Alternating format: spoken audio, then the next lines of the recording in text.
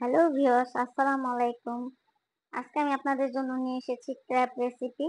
তো প্রথমে আমি একটা কড়াইতে তেল গরম করে নিলাম। তো তেলটা গরম হয়ে আসছে, এখন আমি ক্র্যাবটা ঢেলে দিব। দুটা তেজপাতা দিয়ে দিলাম। প্রথমে আমি দুটা তেজপাতা দিলাম। তার ভিতরে আমি ক্র্যাবটা ঢেলে দিব। ভালো করে নাড়াচাড়া করে নিব। আসলে আমি মশলাটা আগে থেকে দিয়ে রেখেছিলাম, তাই এর আপনাদের দেখাতে পারলাম না যে কি কি মশলা আমি ইউজ করছি। তো নেক্সট টাইম আবার দেখাবো ইনশাল্লাহ। এখন ঢেকে দিলাম, আবার একটু নাড়াচাড়া করে দিব। এটাকে ভালো করে কষিয়ে নিব। নাড়াচাড়া দেওয়ার পরে আবার আমি ঢেকে দিব। এখন কষানো হয়ে গেছে। কিছু আলু কেটে নিয়েছিলাম, আলুগুলো ঢেলে দিলাম।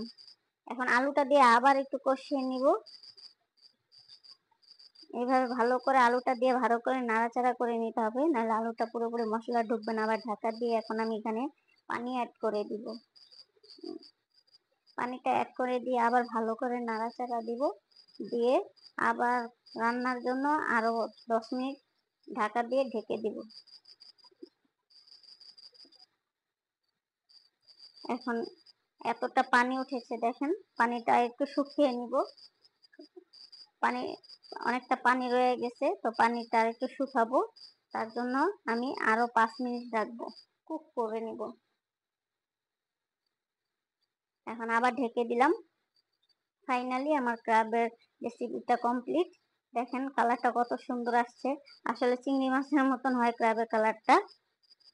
তো আমার ভিডিওটা আপনাদের ভালো লাগলে অবশ্যই লাইক এন্ড সাবস্ক্রাইব করে দিবেন। টাটা।